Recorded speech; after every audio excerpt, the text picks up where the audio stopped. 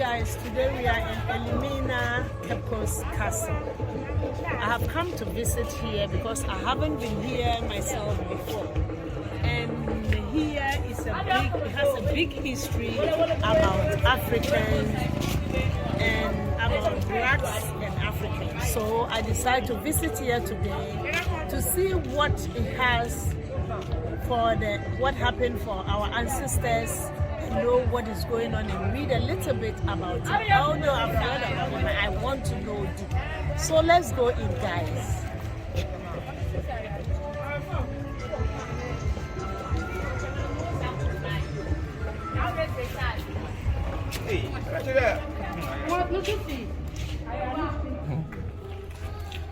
Let's get in here.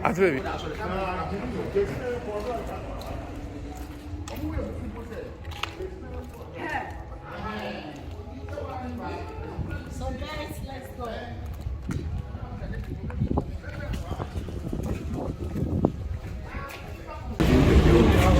It wasn't enough.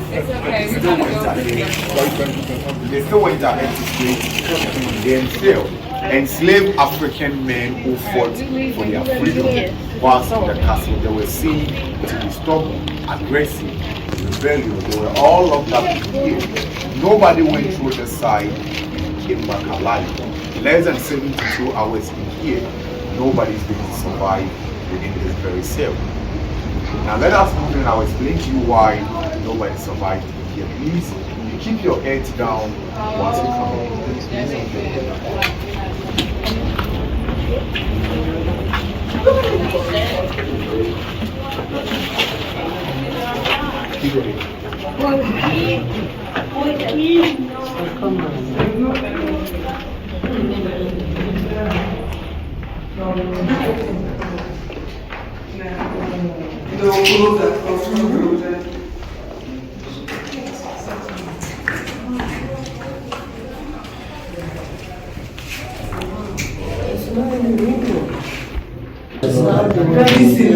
This is the memorial. Can I have attention, please? So this is a condemned cell, and this is how dark the place was. Wow. There were 3 doors leading to this side. The 2 in the middle has been taken off, left with the last one. And even with the last one, you can still feel the heat in here. You can imagine all the 3 doors are locked up. No food, no water was given to them. They were still in chains and shackles, out of suffocation and starvation. Nobody survived in here. Nobody comes in here, goes back alive because of the conditions that existed in here. That because they were used as slaves. I mean, it's a way of punishing them as a deterrent to others, because other than that, they could have shot them right away. So that's just a punishment, isn't it? Yes, Just to torment them. exactly. Any more, please?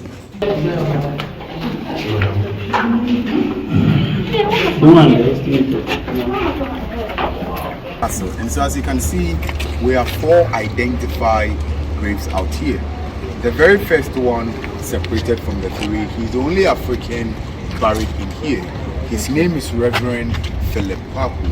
Reverend Philip Kwaku was born in Cape Coast here in 1741, a native of this very town. Philip, at the age of 11 years, together with 2 other coastal boys, William and Thomas. The 3 coastal boys had a scholarship from Reverend Thomas Thompson. Reverend Thomas Thompson, he was a then leader of the Anglican Church inside the castle. The boys were taken to England. The whole idea was to train them to become clergymen. It was quite unfortunate in England. The 2 other boys lost their lives. Philip studied in England alone. He was the first African to be ordained as an Anglican priest in England. He later returned back to the castle, worked in here as a reverend minister, and then also succeeded in establishing the castle schools for the mulattoes. Philip died in 17th of October 1816. Philip was the one who introduced formal education in Cape Coast here. And so when you visit Cape Coast as of today, the name Philip Kwaku has been given to some primary schools within the town. But the remaining 3, these are European graves. The first one up here, an army commander by name C.B. Whitehead. C.B. Whitehead died in 1812. Cause of death was unknown. We cannot tell what exactly killed C.B. Whitehead. However, back in those days, Africa was known to be the white man's grave because of mosquito parasites. Many Europeans that came in here find it very difficult to survive. And then the third one at the end there, that is Captain George Maclean. Maclean was a Scottish, born on 24th February 1801, appointed as a governor in 1830. It was Maclean. Within this very castle, there is an underground passage which is connecting the mail dungeon to the door of no return. The underground passage itself has been blocked by the British in 1834. We cannot make our way through the passage, but we'll be able to see how big the underground itself looks like. It was Maclean who ensured the closure of the tunnel in 1834 when the trade officially ended here. He also succeeded in bringing the Fantis and the Ashantis together to sign a peace agreement not to fight again. He finally also established the first English court of justice in the country. The whole idea behind the court was to settle disputes among the local people when the trade ended here. But then that does not mean that we Africans, we never had our own way of settling our own disputes. Maclean died in 1847. The door closed up there with a sign, Maclean's Hall. That is where Maclean established the first English court of justice. And then the last one in the middle, a lady by name Letitia Elizabeth London.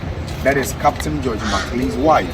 Letitia traveled all the way from England to this castle in 1838 only to visit the husband 2 months or less than 2 months after she made it to the castle. She was found dead in the husband's bedroom holding a bottle. Nobody knew what exactly killed Letitia, but rumors, gossips within the town had it that when Letitia made it to the castle, she realized the husband was having an African mistress by name Ellen Bannerman. Out of jealousy, out of frustration, she decided to commit suicide.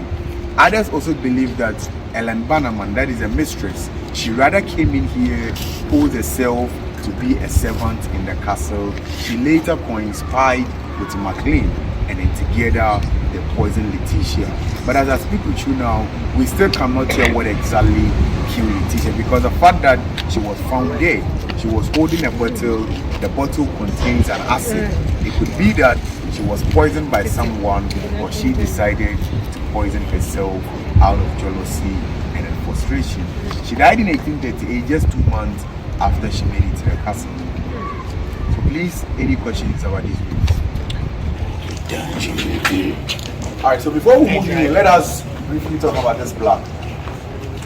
This plaque was unveiled by the former president of the United States, President Barack Obama, and the First Lady Michelle Obama, on the 11th day of July 2009. Michelle Obama traced her ancestral roots to this very castle. That is how come the whole family decided to pay a visit to the Cape Coast Castle. This has been unveiled out here just to tell the whole world that President Obama and the family has been here. There's another plaque just opposite this one.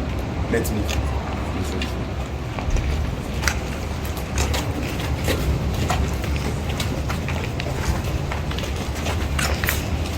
This plaque was also unveiled by the National House of Chiefs.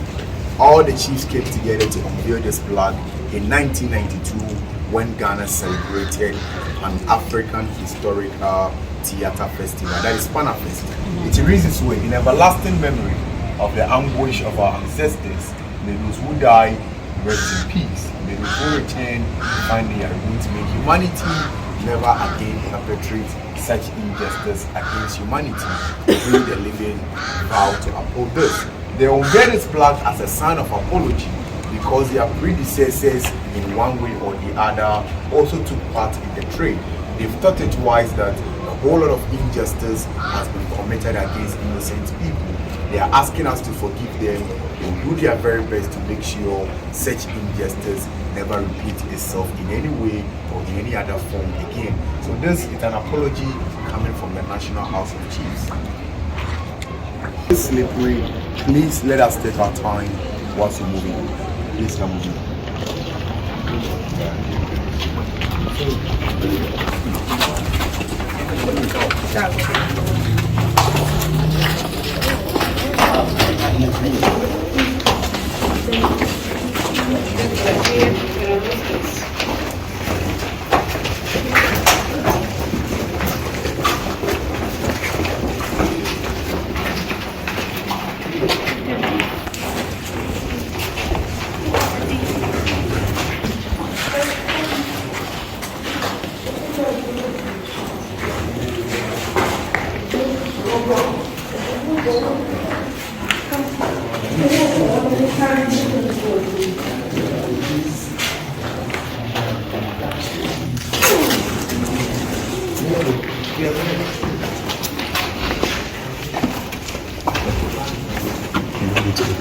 Okay.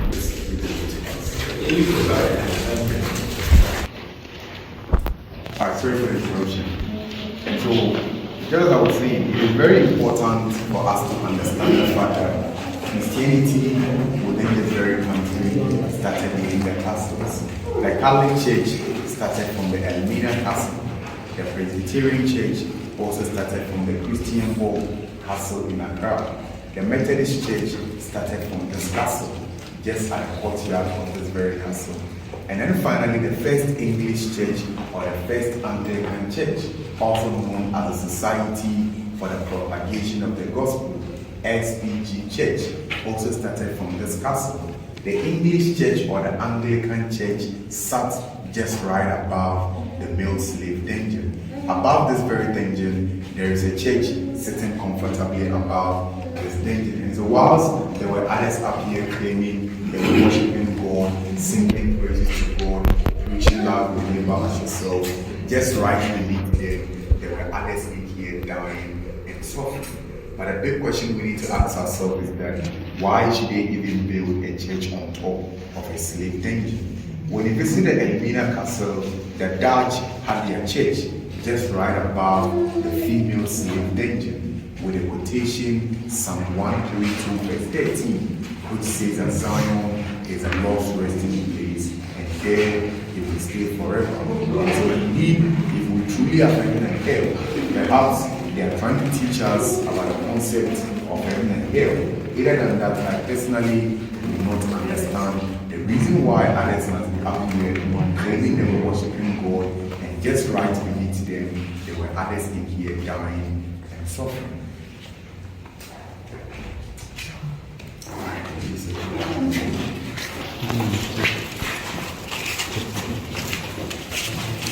So this, sorry, I think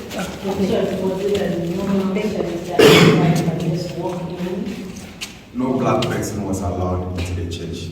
But the church was above this. Yes. It was for the slave masters. Yes. Alright, so even as high as these poles, they were still crossed with metal bars just to prevent the captives from escaping. When you carefully look on the ground, when you carefully look on the ground, these are bent bricks. These are supposed to be the original floor of the dungeon, not this. And so on top of the original floor, all these are human feces, blood, vomit, covering the original floor of the dungeon. So like I said earlier, where we stood, that is where we stood on the original floor. In here, we are not standing on the original floor of the dungeon. These are the decomposed waste of the captives covering the original floor. Here, this wasn't here. This was only brought back when the trade ended here. It is still an active shrine for the indigenous people in Cape Coast. In Cape Coast, there are 77 deities in the town. This is one of them. He is called Nana Taber. Nana Taber. Still an active shrine. Whenever people in Cape Coast celebrate Ogwafi Tuafashe, that is a festival for the people in the town. The chiefs, together with the priest, would have to come in here, perform sacrifices before the whole celebration can even take off. So this is still an active shrine for the people in the town. When does the celebration take place? Which month? Beba.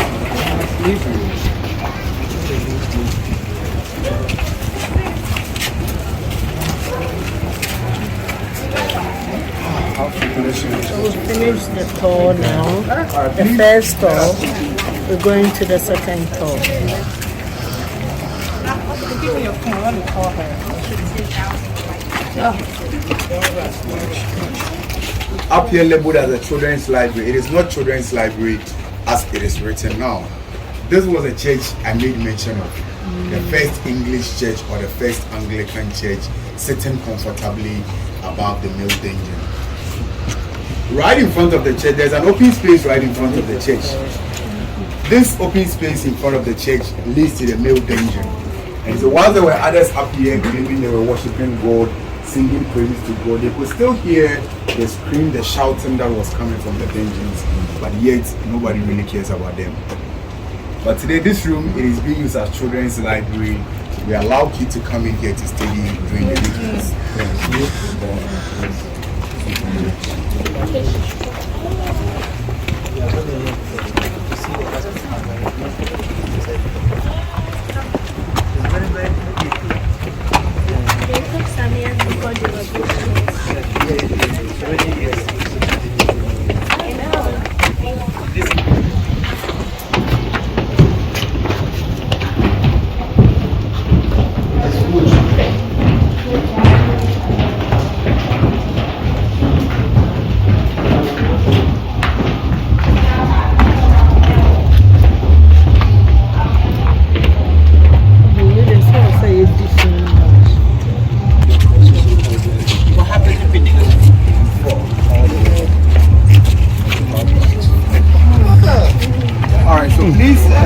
Carefully observing right from the portal of the castle, you realize we have cannons all over the castle.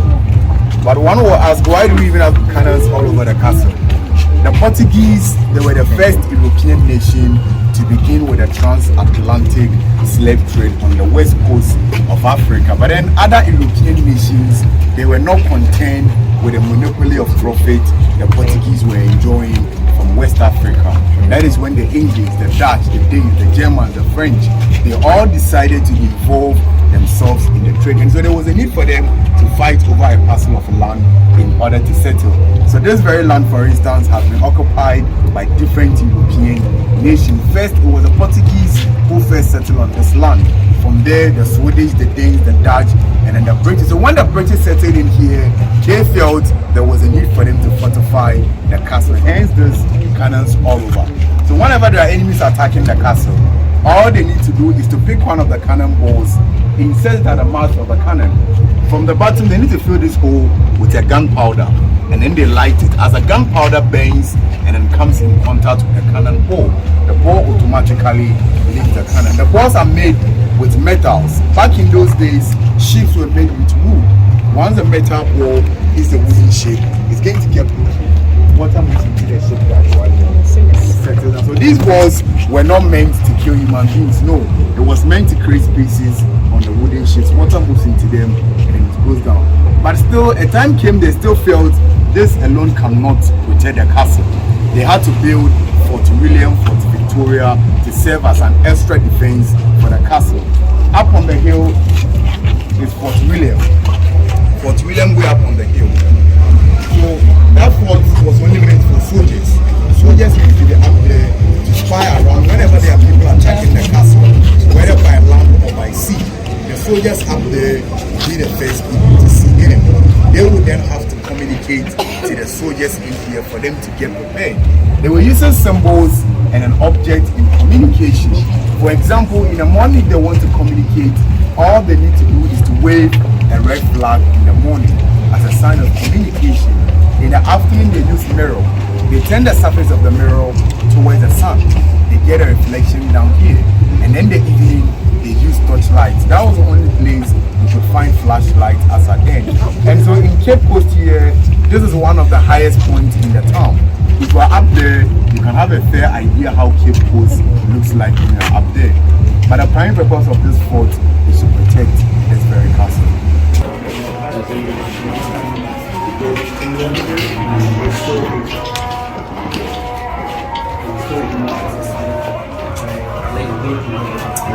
Alright, this is the door of no return. Final exit for enslaved Africans. Enslaved Africans who went through this door lost contact with Africa. They lost their names, they lost their identity whilst they went through this very door. But the door itself, it wasn't big as we see now. It was very short and then very narrow, designed in such a way that only one person could move at a time. So whenever you get the opportunity to visit the Elmina Castle, you will see the original door of no return. Very, very short, very narrow at the Elmina Castle. But please remember, not everyone who went through this door survived and made it successfully. From wherever that these enslaved Africans were captured across West Africa, they would have to walk barefooted to the castles. On the way to the castles, some of them lost their lives because of inadequate food and water. Others fell into traps. Others were attacked by wild animals. Those of them who were found sick and weak, they were left on the way to the castle. Only few people made it to the castle. The few who got to the castle alive, once again the conditions and the dungeons, it wasn't the best. Many died in the dungeons. Those who survived the dungeons came out here. They had to go through this door.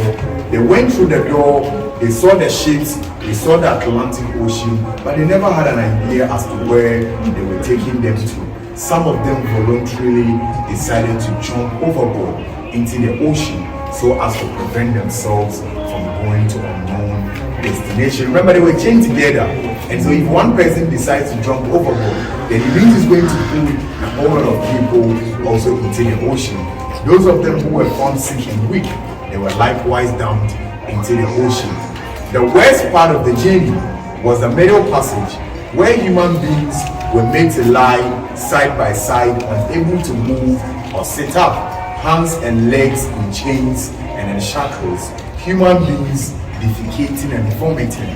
One could not even get their own hands to even clean their mouth. It was not unusual to wake up, see the person chained next to you dead, sometimes decomposed. And so progressively in the life of a captive, it never got better for them. It only got worse as the day passes by. But I'm going to open up the door. Let us step out here. Let's see what is beyond this very door. However, I assure you, you all return safely back to the castle. Let's see what comes.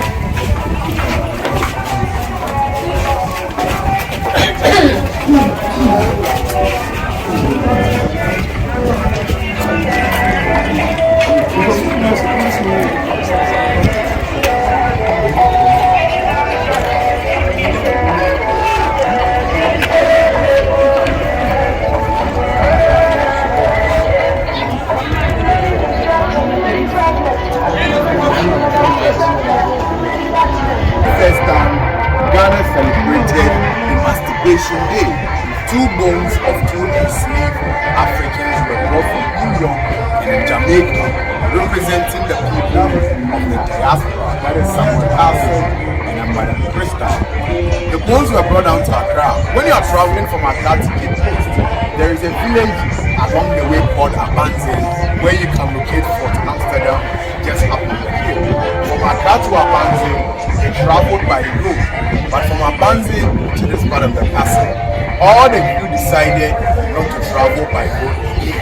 They will only continue the journey to the castle through the Atlantic Ocean. But why through the Atlantic Ocean? It is because the ancestors were taken to the Americas through the Atlantic Ocean. If the descendants of the ancestors are returning back, then there is a need for them to listen to the ocean. Just right in front of the door, a very short but very impressive ceremony was done just right in front of the door. And after the ceremony, the 2 bones were ushered through the door of routine. That ceremony was very symbolical. The meaning of that ceremony is the chains has been broken, and for that matter, our brothers and sisters in the diaspora should now return back home. Let us not forget, the black Americans, we are not white. We are not from America. We are all from Africa. It is because of the injustice that occurred here. That is how come today they found themselves in the Americas and the Caribbean. The door of return is to bring back home our brothers and sisters who left these very shores 400 years ago and never returned back again. We are asking them return back home now, for there is no place like home. So later the two mortal remains were reburied at Asin Manson Slave Market, where the captives took their final bath. So the door of return out here, we are only asking our brothers and sisters to return back home. Ended the talk. The story is so sad. When you go in, what you see there is very sad, and my heart is broken. I can't just say much, but then that is it. We've ended it, and I will see you guys later.